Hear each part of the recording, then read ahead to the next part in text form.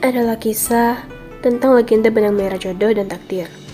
Hampir setiap bangsa di dunia ini memiliki legenda dan kepercayaan tersendiri seputar jodoh dan takdir, tak terkecuali bangsa Jepang.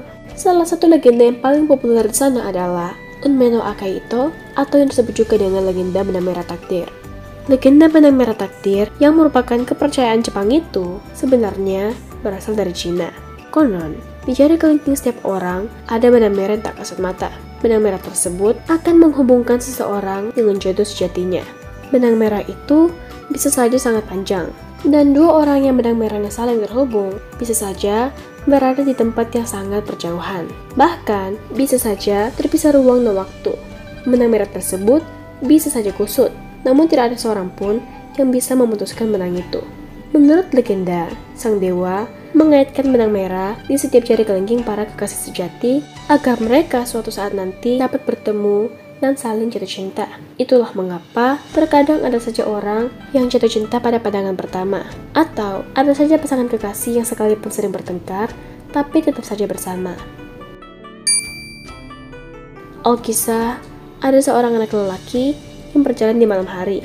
Saat sedang berjalan, ia melihat ada seorang lelaki tua yang sedang bersandar di sebuah pagar di bawah sinar rembulan.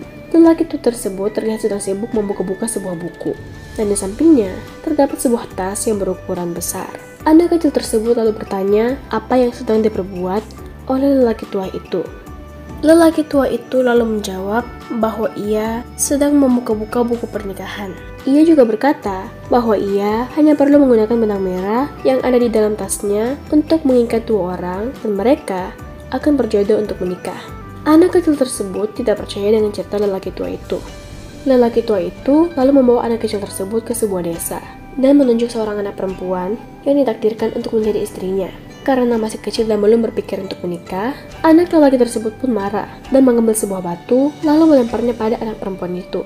Setelah itu, anak lelaki tersebut langsung berlari secepat mungkin meninggalkan desa tersebut. Bertahun-tahun kemudian, anak lelaki tersebut pun tumbuh menjadi seorang pria.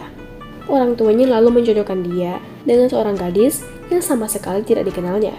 Ketika ia membuka citra sang pengantin wanita, ia merasa sangat bahagia karena istrinya itu merupakan wanita tercantik di desa tersebut.